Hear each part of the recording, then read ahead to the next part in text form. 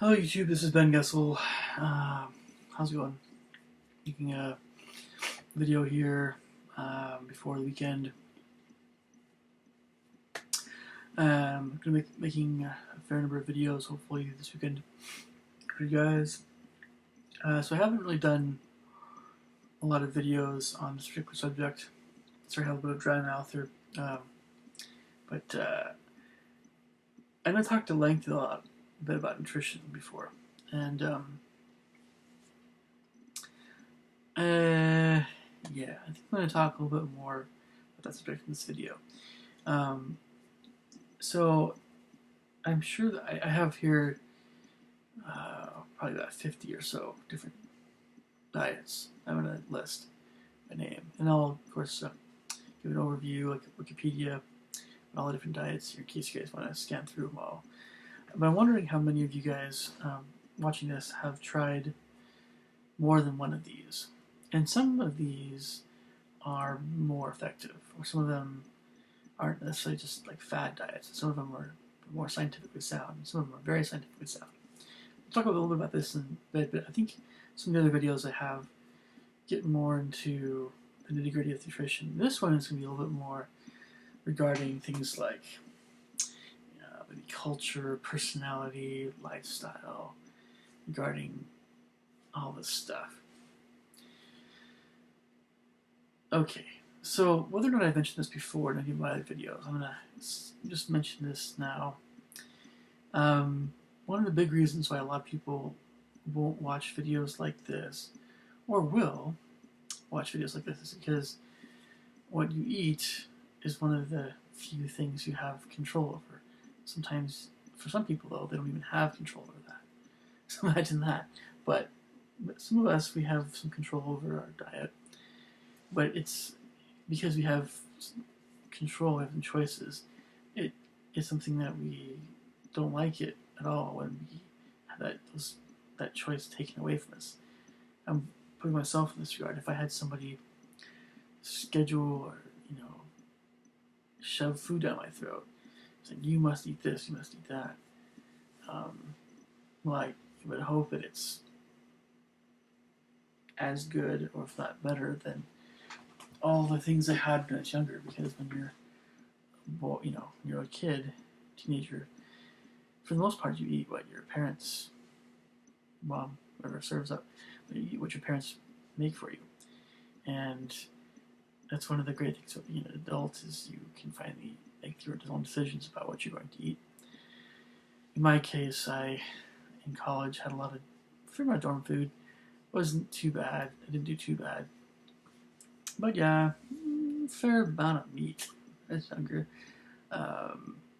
And with time, I've definitely, for quite some time, I've been very healthy, I think, in terms of my diet. Or at least I've had a lot of really nutritious foods, with some more indulgent foods. But yeah, what I'm going with this is that none of us want to have someone else tell us what foods to eat or not eat.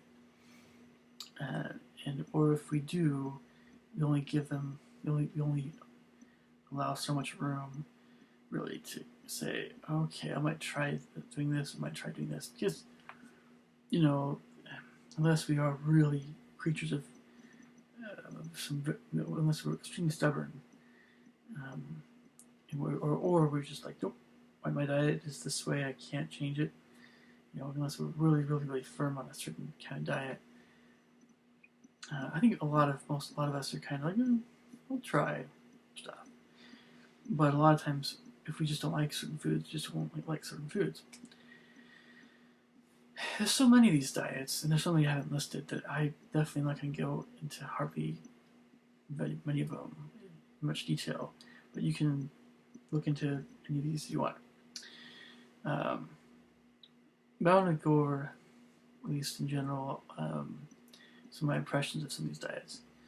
And yeah, so okay. So I understand the backlash, or I understand all the different conversations, kinds of things.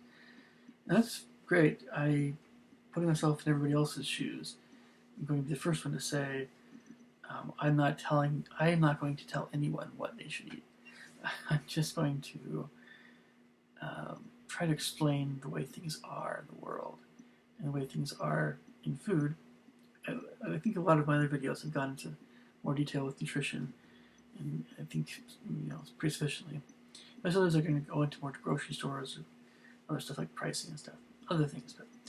But I've covered nutrition pretty well. I might do that some more in the future. But yeah, I mean, with different personalities, lifestyles, and activity levels, and there's all kinds of factors at work here, and different body types, and different metabolisms, and different whatever. So yeah, most of us know by now that it's often not just. I want to say that yes, there is a ideal diet. I know what it is. But to a certain extent, outside of that ideal diet, the other pretty good ones, you could say that there's not necessarily one of those that's the best. But aside from that best diet, I'll mention what it is again. I've mentioned it before, but I'll mention it again. So here we go. I'm just going to go through these, and I'm going to, bit by bit, talk about things like culture and different personalities and things as I go. I might have a personal aversion to certain types of personalities, but I'll try not to mention that too much. The Atkins diet is something that I heard about a lot more when I was younger. It's kind of gone by the wayside, largely. I mean, you can still hear about it here and there, but it has its merits. But, and there was some scientific research that went into it, but let's be honest, it's one of the weaker ones. Not necessarily one of the worst ones, but, it's, again, I'm not going to get into too many of these I'm not as familiar with, but yeah, it is very low carb, high fat, high protein-ish. That's the general gist of it. Been lots of misunderstandings about the diet because when it first came out, it seemed like you could just have red meat and pork and bacon and cheese, whatever, all that kind of stuff every single day. No end to it. And it wasn't really what doctor ordered that diet anyway. But yeah, so anyway, okay. The leptin diet is one that I have done before, and it does work, but it does take a fair amount of discipline, especially if you have a sweet tooth. And leptin diet isn't as well known, but it involves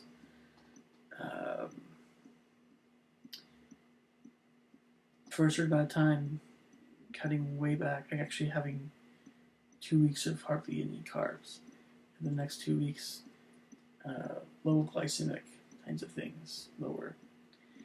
And then after that, you have to be very careful how much carbs you have. But, I mean, yeah, that was the diet that I was almost like shaking. I wanted sugar so badly, or anything with any kind of carb. I lost weight, but it's better to exercise, to be active physically. The leptin diet it works, but again, it takes some discipline. The more you have a sweet tooth, the harder it's going to be. Or, the more you crave carbs. So, yeah. The paleo diet, I think, is actually a pretty decent diet, but I don't think it's very wise to not eat beans. You can cut back on them, I suppose, but and I also think still, kind of like the Atkins diet, that a lot of folks that follow paleo diet will probably have too much meat. Yeah. Anyway, because grains aren't as healthy, generally speaking, as beans for you. But you also don't have. There's no beans, no grains, no dairy in paleo. It's just fruit, veggies, meat. Has to be all naturally occurring. Nothing, no processed, no artificial, no manufactured. All natural, whole foods. Like fruit, veggies, meat, nuts, seeds, water or something. I don't know. It's herbs and spices too. The ovo-lacto, ovo-lacto, or just ovo, or just lacto vegetarianism. So all different types of vegetarianism. I think actually they're pretty good.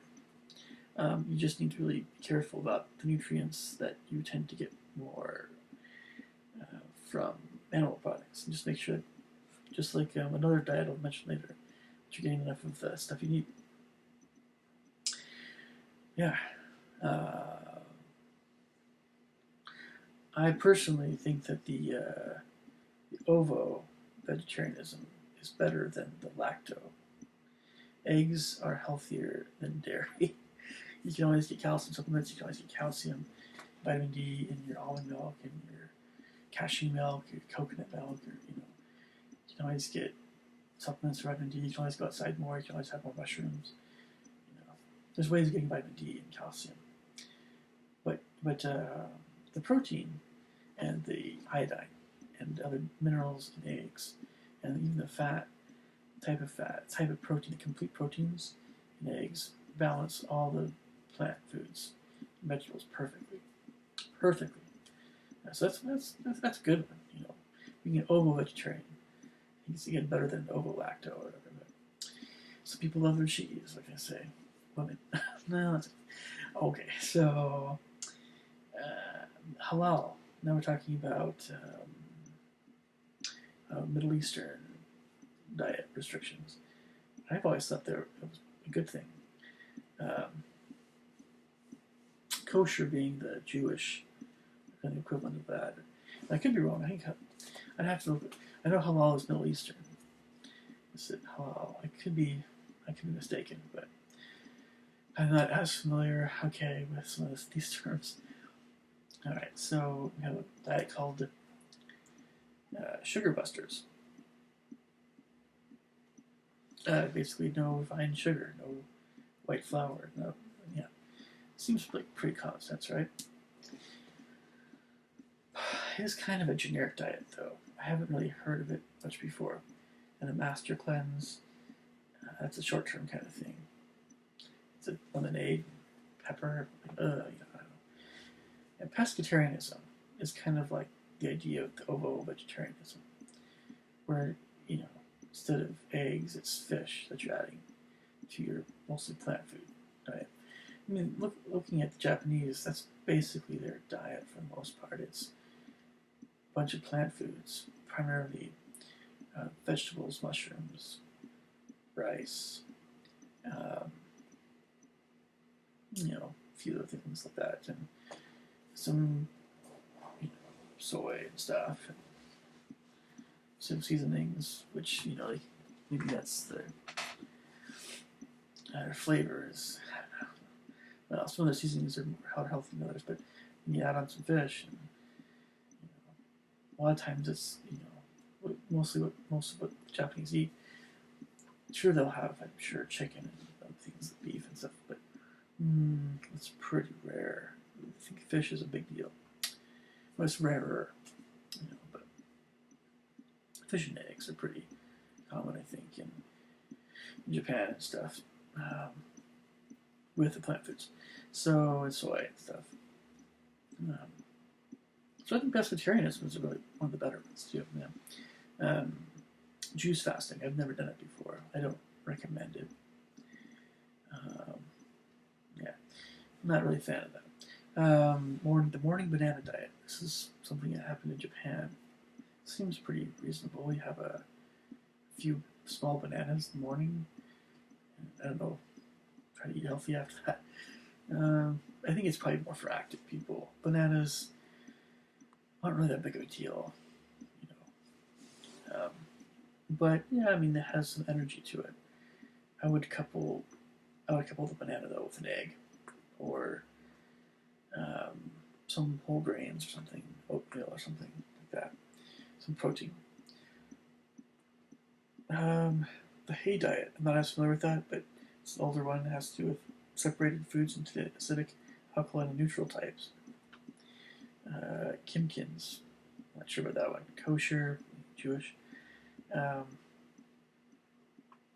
hacker diet, I'm not really sure what that is either. fruitarians, I am sure what that is. Raw food or raw fruit diet. Again, there's a young man in Thailand that I've seen some of his videos, and he talks at length about being a fruitarian in Southeast Asia. And let me tell you what, if you are a fruitarian and you're living in the tropics, great. But I want to kind of this is one of my points I want to make here. Just consider for a moment the plant foods that you would eat if you lived in Southeast Asia versus Africa versus India versus Brazil versus Fiji. There's of course some variants, but all these tropical areas, you can have fruits, a lot of fruit, um, or starches of some sort, fruits and starches, as that most of your plant food. Only other plant foods you're going to have, you might have some beans, or starches being grains, rice, whatever. And you'll have I don't know, maybe some seeds, some nuts, maybe macadamia nuts and stuff. Why maybe I don't know. But we're not going to really have a lot of vegetables. Vegetables are something that is largely a subtropical to temperate and colder regions type of food. Vegetables are, in essence, the food I think designed for people who live in colder climates to eat. So vegetables are the kind of food designed for people in colder climates to eat, where they don't have quite the same type of plant foods as in the tropics. But this is important. I really think a lot of people will realize this fully. If you're going to get what you need if you eat the plant foods that are readily available in any area of the world. If you're in Kenya, or you're in Norway, or you're in Korea, or you're in Ecuador, if you have cassava and yams, you have tropical fruit in Africa, anything in season. If you're in Thailand, if you have durian, and, I don't know, jackfruit, and rice, some of the other stuff in there. Maybe you get some of the protein type thing, or the fruits that have actually protein in them, or other stuff in them, other than just the vitamin C and the sugars and things and whatever. If you get some of this, that kind of, like, I guess, I don't know if coconut. I think coconut has protein, but you know what I'm talking about. Like durian has kind of that. It has a kind of funky, not so great. Yeah, it's nasty smell. It's got sulfur. It's got some stuff in there that isn't just all the sweet, vitamin C stuff. It's got other stuff.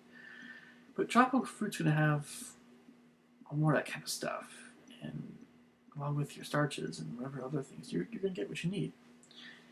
But in Europe and I don't know, Canada and stuff, you don't have that kind of fruit. You have apples, you have berries, lingonberries, and you have vegetables like whatever vegetables you'll grow up there, turnips and rutabaga.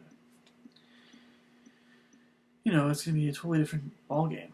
Maybe get some veggies from Southern Europe, maybe, but you can't just. It's very, very, very, very. I would never recommend anybody being a fruitarian in the temperate regions, subtropical regions of the world. You need to be a tropical guy. You also need to be going to see a doctor. Make sure you're still getting what you need. So the fruitarian diet's really messed up. I don't recommend it. Even though I know this gentleman does. He raves about it. Clear skin and all that good stuff. So, vegan diet. It's some people swear by it. It's not the best one. What is interesting is when you have vegetables and fruit and just plant foods, but more especially vegetables. Have a lot really vegetable rich diet, and just you know your body does change. It goes through. It gets thinner, sure. You get leaner. There's not much fat there. You have to make sure that you get enough fat. You're going to be miserable a lot of times. You're going to be very low in energy unless you know what you know what you're doing. If you know what you're doing, you're getting the things you need for energy. You could do a vegan diet, but you really need to know what you're doing. Yeah, I mean, like, gosh, you've got to make sure that you're getting your B vitamins. You really do. B vitamins. Where do you find B vitamins? You find them in grains, beans, and of course, if you're going to be vegan, you can't get your B vitamins from meat or dairy, or fish or chicken or that stuff or eggs. No. You have to get them now from grains, beans, nuts, seeds, and whatever else you can find in certain vegetables and things. Certain vegetables might have, but there's some things you'll need for energy. Unless you're getting enough those things, you're going to be miserable. So the vegan diet it's one of those things where a lot of people don't know where to start. But it's not. I wouldn't recommend it for most people. There's too many foods that you can't eat that are fine if you have just not too much of them.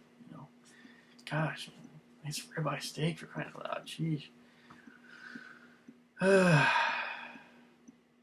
No more beef. No more chicken. No more fish. Hey, I don't know.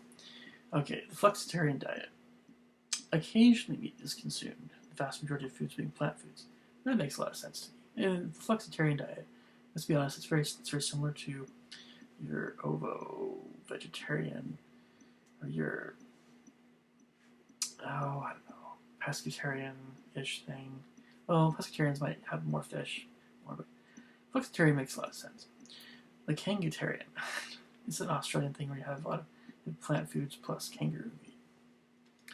There's a bunch of these. I don't know, list your Body for Life, Cookie Diet, Nutrisystem, Weight Watchers, the Dukin Diet, the ITG Diet, the Stillman Diet. I'm not getting any crash diets. We have some things at My Religion, LDS Church. We talk about the word of wisdom, which is no smoking, no drinking, no alcohol, no tea or coffee or drugs, and caffeine is frowned on. It's not strictly prohibited, but it's basically not. You shouldn't do it, but we'll still do chocolate, for instance. So, okay, word of wisdom, and then of course there's also a recommendation to have a lot more plant food, a lot less meats, but that's kind of implied. It's not. It's up to the person. There's nothing really specific, not a lot of specifics there, but yeah, vegetables and grains are very advocated. Seventh-day Adventist diet combines kind of the kosher diet with no pork and no beef. I think it's pork especially, and no unclean things. It combines all that stuff with no alcohol or caffeine. The I-tal Rastafarian diet. I know for sure Rastafarians can't have pork. Right? The Hindu, Jainist, or Jain, and Buddhist diets are all going to be frowning on beef and red meat. And I know for sure Hindus don't have pork either. And a few other things like that. All love the plant foods. Nutritarianism. Now I talked about a diet. I know that it's the best for everybody. Nutritarianism, a along with, I'd say, words of wisdom. It's my course because I'm obvious, but nutritarianism is eat tons of vegetables, both cooked and raw. Eat a lot of fruit, a lot of fruit, a lot of salads, a lot of cooked greens, dark leafy greens, and a lot of fruit. But of course, you want to eat more fruit if you're more active, and the less active you are, you really want to watch that fruit. All depends on what's going on with your daily life, and we need certain nutrients just to function well. And then the next step up, you need a fair amount of beans. Beans should be probably pick up a lot more of the protein in our diet, more than meat, unfortunately. But beans and nuts and seeds and avocado and olives should be. So basically, your vegetables, fruits, your beans, and your nuts and seeds, and your avocado and olives. That should be the vast majority of your diet. And anything else you want, you can have a little bit of whole grains if you want, less than 20% of your calories max. A little bit of quinoa, a little bit of brown rice, sure. A little bit of whole wheat bread, sure. A little bit of oatmeal, sure. And then 10% or less of chicken and fish, and goat cheese, and goat milk, and then 1% or less of fatty cheese and beef and bacon and stuff, and sweets, of course. So that's the best one, I think. You could try the low glycemic index diet, and that's a really good one too. It really is. A lot of people will, I'm including myself in this area, will still want to have meat because meat is filling, and it's satiating. It has the fat with the protein, and it tastes great. It's hot, and it's a cold winter's day, and all we want sometimes is just a nice hearty beef stew, beef stew or chicken stew or something like that. And have seconds and thirds, and maybe some hot bread, dip in that stew, and hot cocoa with that, and then nice apple pie afterwards, and sit by the fire. That's what we want a lot of times. In winter, we can't imagine being out in the snow all day. You come in and just eat a salad, water. But, salad plus maybe some avocado and other things, and that's nutritarianism. But the nutritarian diet, more one can adapt that diet, it will extend your life.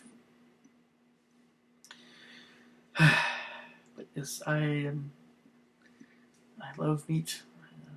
Anyway, so there's the starch-based diet, there's the zone, there's the Smart for Life, there's the Sonoma diet, there's the slow carb diet, the raw foodism thing,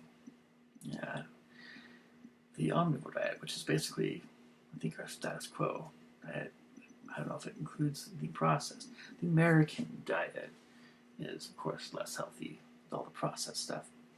The Okinawa diet, I mentioned Japan and Korea. The Okinawa diet, it's probably very similar. A lot of fish, a lot of rice, vegetables, that sort of thing. Montignac, Montignac diet. Mediterranean diet. I mentioned that other diet is probably French, a little bit type. We have the Jenny Craig stuff, right? Yeah. Blood type diet. I've heard of that one. Interesting. Very interesting. Alkaline diet, eat clean diet, fit for life diet, food combining diet, the Graham diet, the high protein diet, low carb diet, the Inuit diet. And this is one of the few diets you'll see. Inuits, they eat a lot of seal and yak and fish, but fatty fish up in the north. And that's most of their diet. And anything else they can get is probably just like in the summer they pick some seeds and berries, and that's what they can find. They go to the grocery store and get some of that stuff. But most of their calories come from fish, fatty fish, that sort of thing. I don't know if they have caribou up there either. And this is locavore diet, eat what's local, low fat diet, and it's the low glycemic index diet, and that low glycemic index diet is very effective as well. if you do something, even nutritarianism, to low glycemic, you're in the right ballpark. Or leptin diet can be a little extreme, but it will help. I think exercise, though, is what will really help all of this stuff. Exercise plus nutritarianism, exercise plus the low glycemic, exercise plus leptin. You gotta have exercise. And, you know, a little bit of meat, a little bit more beans, always a lot of veggies, and some fruit for dessert.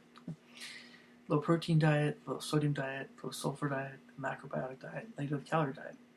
Negative calorie diet, I think, is kind of doesn't make any sense. Yes, celery is healthy for you. No, I don't think that's the only thing you should be eating. So, all right, I know this video is going to go kind of longer. I needed to mention a few things like culture, personality, lifestyle, and just all that stuff. So, okay, so we know in the world that essentially the Americas are kind of a bit unique. We have the colder areas of Canada, Great Lakes. They're kind of more like Europe or Russia. We have all the temperate areas of the United States. We have Central America. We have South America, and the colder areas, South, like Argentina and Chile. And so, I mean, in Brazil, what do you have? What do you have in tropical Brazil that's readily there to eat, to buy? Well, you have acai berries, you have cashew, mango. You have a fair number of tropical fruits, and you have a fair number of different kinds of nuts, so fruits and nuts, and you have a lot of beans, rice, sometimes a lot of plant foods. You'll have some fish, and like get some other kinds of meats here and there, but meats, as it's a little bit more pricey, isn't always in the budget for a lot of Brazilians. And my brother went on a church mission to Brazil, so I mean, in Brazil, we probably have a fair amount of beans and rice, plus some tropical fruits and things like that, and cashew nuts. But then, of course, in Argentina, you can have more beef, more potatoes, more like a European diet, more pasta and things. And then you're gonna, in Mexico, have, again, beans, more corn, tortillas, basically. Tomatoes are big, and more peppers, and some queso, some cheese, right? Meat a little bit, but again, chorizo, probably not a heck of a lot of meat. And, a lot of fruit, too. You have a lot of different tropical fruits, tamarind, tomatillo, I don't know, it's a bunch, right? A lot of fruit. And, but Mexico is going to be different than, in Washington we have access to salmon from Alaska, Pacific, we have a lot of berries, apples and cherries and things. It's a pretty standard American thing. But in the Northeast, of course, they have clam chowder, right? New England clam chowder. And they have lobster and crab, and it's a lot of seafood. And all the meats and things, and berries and grapes. New York is big into grapes and things. California has a whole bunch of things that they grow for everybody. But all that's going to be certainly different than Cuba, or Jamaica. Jamaica, you have, in the Caribbean, you have, coconut and banana, pineapple. Probably have shrimp and chicken and egg, a fair amount of that stuff, and spices and things. Paprika, jambalaya stuff, and a fair bit of seafood. Probably not a heck of a lot of meat. But not just America's, I mean. So a lot of what we're talking about, these little diets, certainly where you live is going to play a huge part of this. And a lot of these diets are very American, or, so a lot of them you get these little frozen things, and kind of processed. This is something from the 80s, right? There's certain 80s or early 90s diets. You know which ones I'm talking about, that you have this program that you pay for and you get the things. I don't, I mean, you could lose weight on these diets, sure, but it's different than the whole foods kinds of diets that we are more familiar with more recently. Um, most Many diets have some merit to them, but they shouldn't be followed as super strictly with the diets that are not as scientifically sound. And the ones I think that are much more sound are low glycemic. I should mention, of course, Dr. Weil there, uh, and of course nutritarianism, Dr. Furman, and the flexitarian thing makes a lot of sense, and leptin diet as well, the ABC diet. Um, those are just some of the better ones. But Mediterranean and East Asian diets, more like Japan and Japanese and Greek, diets, cuisines are just outstanding. They're great, they're outstanding. Korean as well, Okinawan. Um, so I didn't even imagine that Chinese, with their knowledge of different kinds of foods and yin yang thing, or different meat balance, even Chinese cuisine is really, really healthy for you, as long as it's not the American Chinese thing, as we get all the meat things. So, of course, it goes without saying, in Europe it's colder in the north, and so people eat a lot more fuel food. That's where you get the meat and dairy thing, right? It's really fish, but it's easy to overdo that, and you got to make sure that you're, physically active if you're eating a ton of that stuff, and meat and things. But it's going to emphasize grains, potatoes. In Russia, people have a lot of beets and starchy vegetables because it grows okay there, and they'll mix it with their meat and their fish and apples and things, and that's just what's available. It's not like they have. You can't grow kumquat trees in Russia. You can get them shipped in from India, but it's a little ways to go. And so Europe is different than Africa. So, in Africa, south of the Sahara, in the Middle East is to be different. They have dates, and they have hummus, and they have goat, lamb, goat lamb thing. And over to India, they have more spices. And of course, East Asia, a lot of fish, rice. And Polynesia, all kinds of things like breadfruit and all kinds of stuff. So, there's your location and culture taken into account, as your religion. And something, if you grew up in a family where, I don't know, let's say, you grew up in Italy, and your mom makes, of course, meals for the family. What are you most likely going to have, especially, let's say, in southern Italy? Well, most likely you're probably going to have a fair amount of pasta. Not too much, but you probably have a fair amount of pasta. Mom, if she's more traditional type, you're probably going to have a fair amount of cheese and sauces. And then you probably have some shrimp. Shrimp is nice. Maybe not all the time, but shrimp. And some tomato sauce. Probably going to have some veggies, maybe some citrus fruit, some grapes, probably a fair bit of oranges, in fact, lemons, and I don't know, just a squirt and stuff, and certain other kinds of fish. Even a horse in Italy, yeah. I heard this from one of my other brothers that went on a mission to Italy, church mission to Italy, and that's more north. Northern Italy, they're probably going to have more diets getting closer to Austria and Switzerland and stuff, and France. But yeah, growing up in Italy, it's not like you can have, I don't know, what the chances of your mom making Yorkshire pudding, or having fish and chips, or shepherd's pie, or, you know what I'm saying? That's British food.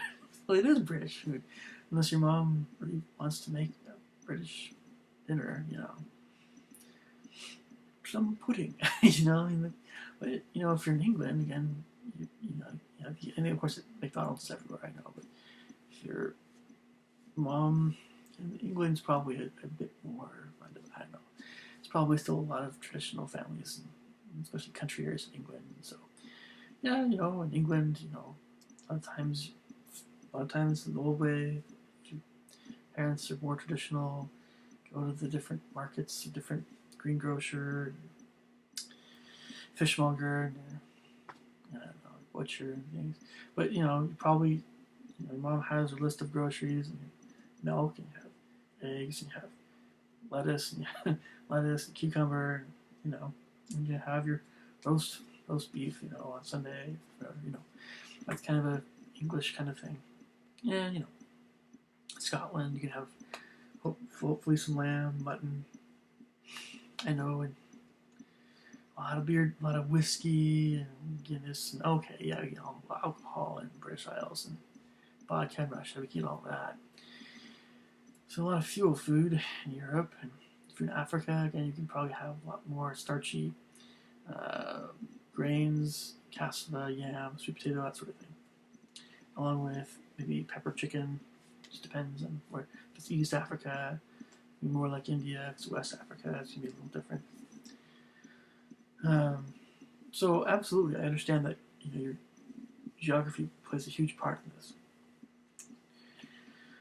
Now, personality and lifestyle. This is where I want to talk about myself in this regard a little bit.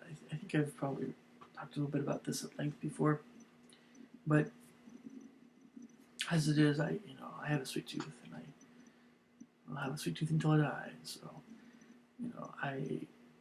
if I'm at a grocery store, if I don't get anything sweet, I feel like somebody stole my money, or someone just I'm gonna be kind of glum, right?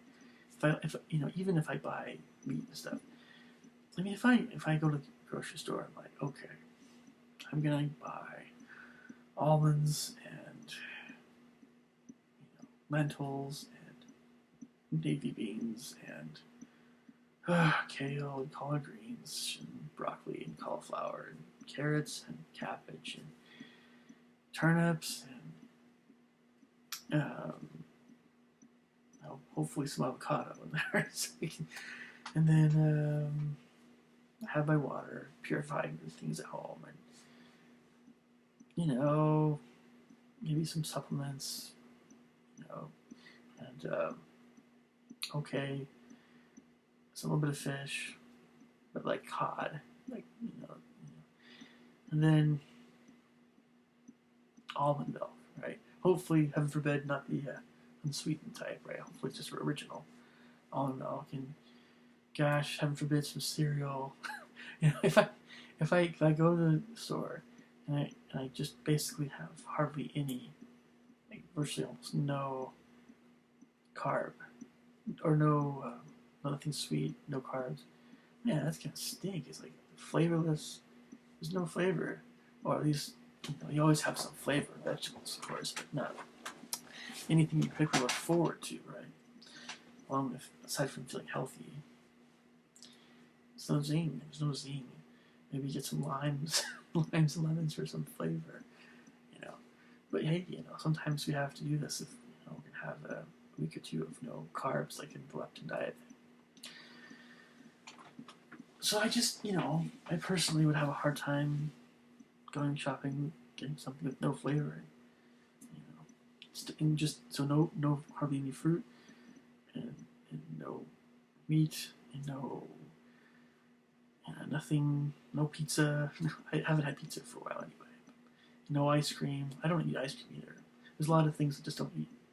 A lot of tasty things I don't eat. So because of that already, like, geez, can I have a little bit of meat? Can I have a little bit of fruit? Fruit, yes. I'm active. Meat, if I'm active. Vegetables, no matter what, kind of thing. Yeah, anyway, so. Yeah. I mean, anyway, so, it goes up saying my personality is such where I love meat, but I like grass-fed meat. And I've maybe I've said this before, I'll say it again. Gosh, I've come to really I like corn-fed meat. Sure, beef, that's fine, but you get too much of that stuff in your system, and you kind of. That's what corn-fed beef and pork and bacon. That's really the stuff that you can always eat less of. Right? It's really good, but it's like makes you feel like maybe not quite as much that way compared to say eating a whole pizza by yourself. I know some people. It just depends on how big you are, right? If you're not with that tall or that muscular person, if you're not with that big of a guy, you shouldn't be eating a whole pizza by yourself.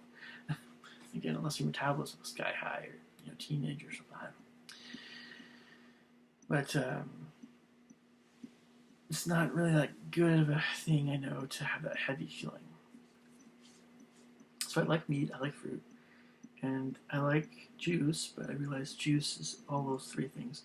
Juice is the stuff that I can always have less of, because you can always get those flavors in fruit, and you don't have to have 8 different flavors a day. I know, whatever you want.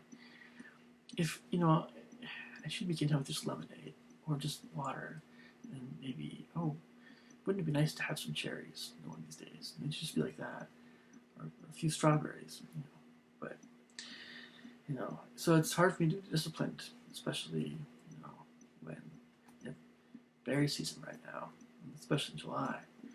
So that's why a lot of times if I get a big box of strawberries, I want to get a big box while I'm there. Gosh, I'll eat some of that myself. I'm definitely be sharing those strawberries with other people. Because you wouldn't want to eat a whole box of strawberries by myself. They're healthy, but a lot of sugar. And strawberries are probably going to be better though than and then the fruit is going to be healthier than juice. So a lot of times, so I wish more people, juice is probably, we all understand that pop can make you fat, but juice can really, it can, a little bit of cranberry juice, sure, but the better tasting that juice is, it's a good chance that if you have enough of that over time, you're just not doing anything physical, you're being really lazy, and you couple that with, all the other junky things you might be eating, yeah, you can get chubbier. So, all depends. Everybody's a little different.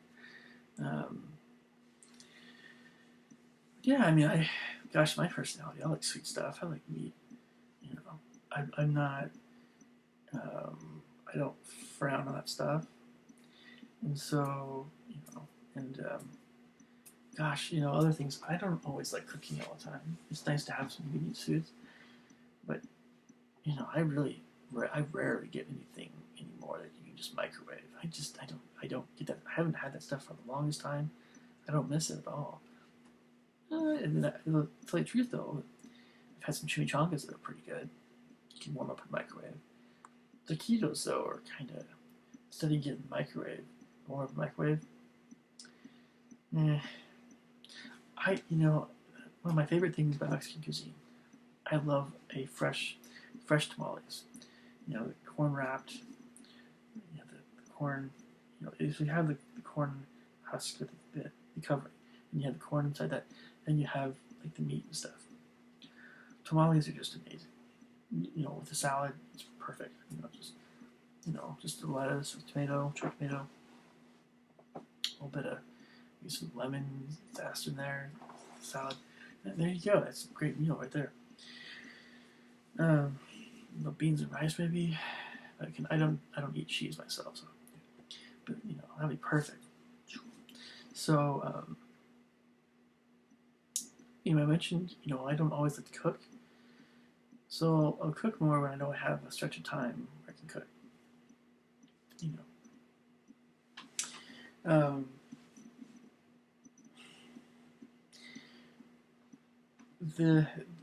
There are certain go-to foods that I know I keep getting because they can make them quickly and they're really healthy, like eggs, like hard-boiling an egg or scrambling. Very minimal cleanup afterwards. The beans and rice, especially beans, you need beans, but they can take longer, I know. But lentils are probably very awesome in that regard. Just quick making it, lots of protein, perfect. That's why I'll buy nuts, to snack on, and just I will very lightly saute, um, or just put it in the pan for like 5-10 minutes. If it's the frozen vegetables, just basically it's kind of another process of de getting all of making them not frozen. I don't like to cook vegetables in the microwave. I prefer to do it pan, lightly water saute it. So don't that's the way I like to do it. So with a lot of these diets, it's the folks that there are a lot of folks that just want to put something in the microwave and call it good. And you saw the commercial. You've seen the commercials where in the past, I don't remember these, but George Foreman had this grill. You have these big black guys that, great Paul, sir, I can go on this diet. I can still eat meat, right? All these people talking about pasta and meat. I can have chocolate. I can have one little indulgence and one little treat. A treat. Right? I don't always like that word, but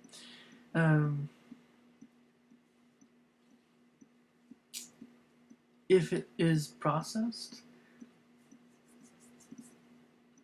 I'm not saying don't eat it. I'm just saying when it's processed. I mean, you get enough processed food in your system. What's going to happen over time? Well, you're going to have a very processed body. Your body's going to be full of all these preservatives, and that's what happens. I mean, unless you, of course, you get rid of it, your body gets rid of all of it. But you never know when that stuff might build up in your body over time. You never know. You don't want to have a whole bunch of BHT or something. I don't know what you call it. I don't know. Anyway, yeah, I don't have that. Those microwavable things.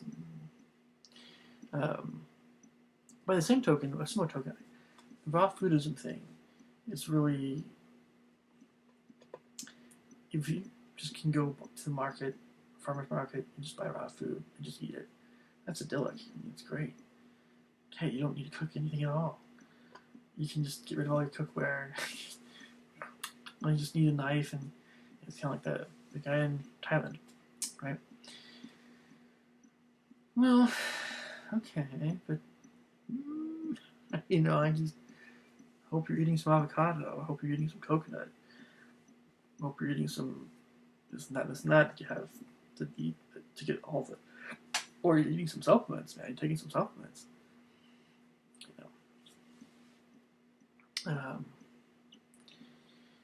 So,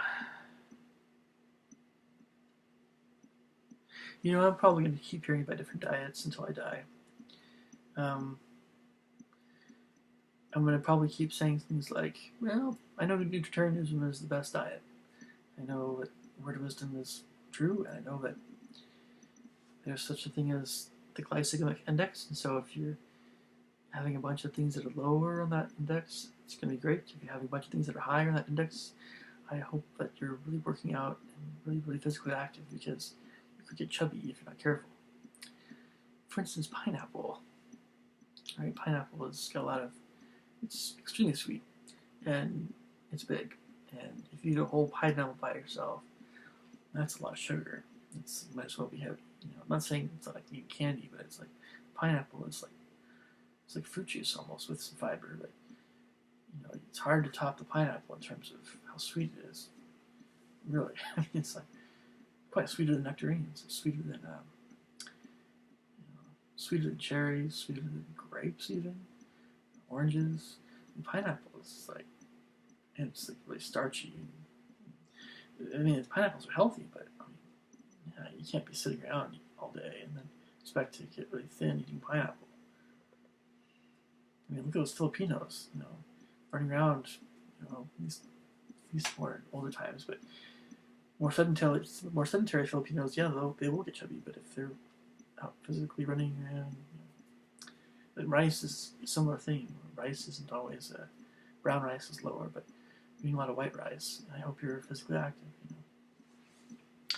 All right, leave me your thoughts and comments below. I'll catch you guys later.